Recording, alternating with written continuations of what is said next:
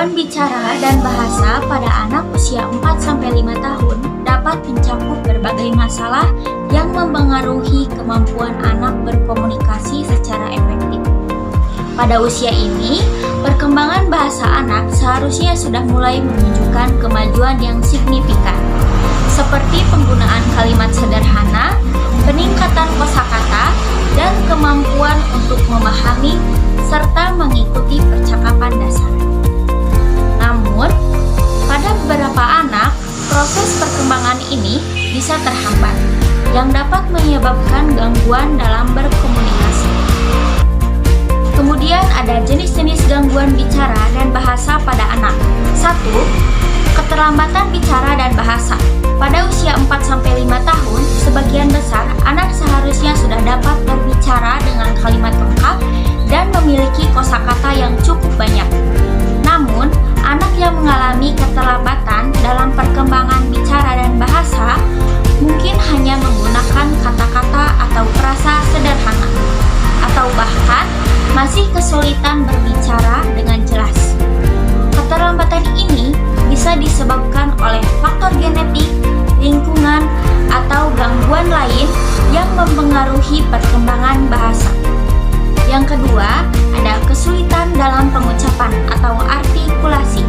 Anak-anak yang mengalami kesulitan dalam pengucapan seringkali tidak bisa mengucapkan kata-kata dengan jelas.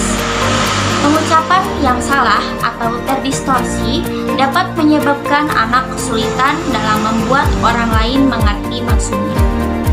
Yang ketiga, ada gangguan pemahaman bahasa atau resepsi. Gangguan pemahaman bahasa terjadi ketika anak kesulitan dalam memahami kata-kata atau instruksi yang diberikan kepada mereka. Misalnya, anak mungkin tidak dapat mengikuti perintah sederhana seperti ambil bola di meja, atau kesulitan memahami pertanyaan-pertanyaan yang lebih kompleks. Ini seringkali terlihat dalam interaksi sehari-hari, ketika anak tidak merespon dengan benar terhadap instruksi verbal. Yang keempat, ada gangguan ekspresi bahasa. Anak yang mengalami gangguan ekspresi bahasa mungkin tahu apa yang ingin mereka katakan, tetapi kesulitan dalam merangkai kata atau kalimat yang tepat. Mereka mungkin mengandalkan kata-kata atau frasa yang sangat sederhana dan kesulitan untuk menyampaikan ide atau perasaan mereka secara lebih kompleks. Yang kelima, ada autis dan gangguan spektrum autis. Anak-anak dengan gangguan spektrum autis seringkali mengalami gangguan bicara dan bahasa. Mereka mungkin memiliki keterlambatan dalam kemampuan berbicara atau tidak berbicara sama sekali. Selain itu, mereka bisa mengalami kesulitan dalam memahami bahasa tubuh atau berbicara dalam konteks sosial. Kemudian ada penyebab gangguan bicara dan bahasa. Gangguan bicara dan bahasa pada anak bisa disebabkan oleh berbagai faktor, yaitu yang pertama, faktor genetik. Riwayat keluarga dengan gangguan bicara atau bahasa dapat meningkatkan resiko anak mengalami gangguan serupa. Yang kedua, ada keterlambatan perkembangan. Beberapa anak hanya mengalami keterlambatan sementara dalam perkembangan bicara dan bahasa, yang akan teratasi dengan waktu dan intervensi yang tepat. Yang ketiga, ada gangguan neurologis atau medis. Masalah kesehatan tertentu seperti gangguan pendengaran, gangguan otak, atau gangguan sensorik lainnya dapat mempengaruhi kemampuan anak untuk berbicara atau memahami bahasa. Yang keempat, lingkungan dan sosial. Faktor lingkungan seperti kurangnya stimulasi verbal di rumah atau kurangnya interaksi sosial juga dapat mempengaruhi perkembangan bahasa anak. Berikut adalah media pembelajaran yang cocok untuk anak yang mengalami gangguan bicara dan bahasa pada anak usia 4-5 tahun. Ini adalah contoh media pembelajaran untuk anak yang mengalami gangguan bahasa dan bicara. cara memainkannya, di sini ada karakter atau gambar ayah. Lalu, anak diminta untuk menempelkan dan bertanya terlebih dahulu, ini gambar apa? Kalau sudah dijawab, ini gambar ayah, lalu gambar ayah ditempelkan ke sini.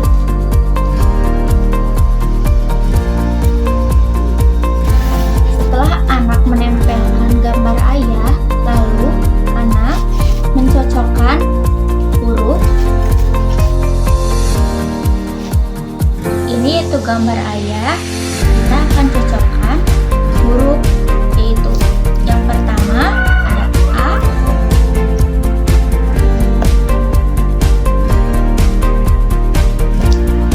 Y,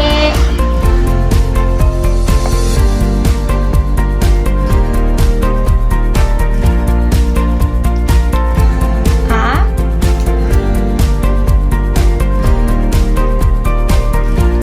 dan H.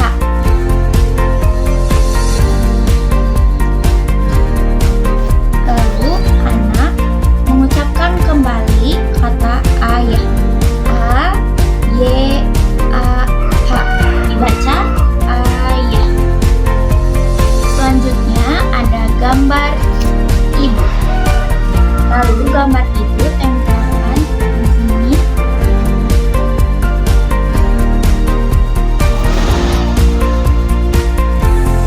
Lalu anak mencocokkan lagi huruf kata atau ibu.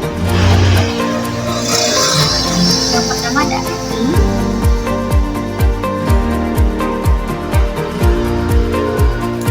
B,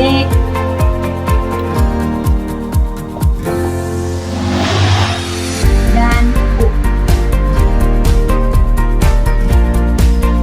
Bisa dibaca ibu. Selanjutnya anak mengambil gambar lagi, itu ada gambar adik. Gambar adik ditempelkan di sini. Lalu anak menyusun lagi huruf adik. Ada A,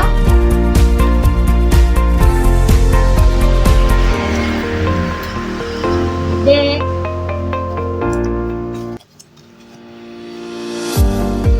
I, dan K.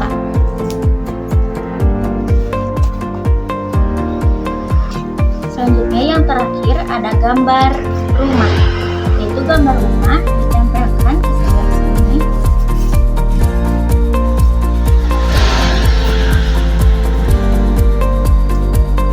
Lalu kita akan menyusun kembali kata rumah. Ada R,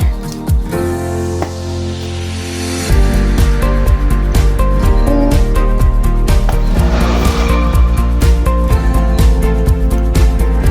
M, A, dan H. Bisa dibaca rumah.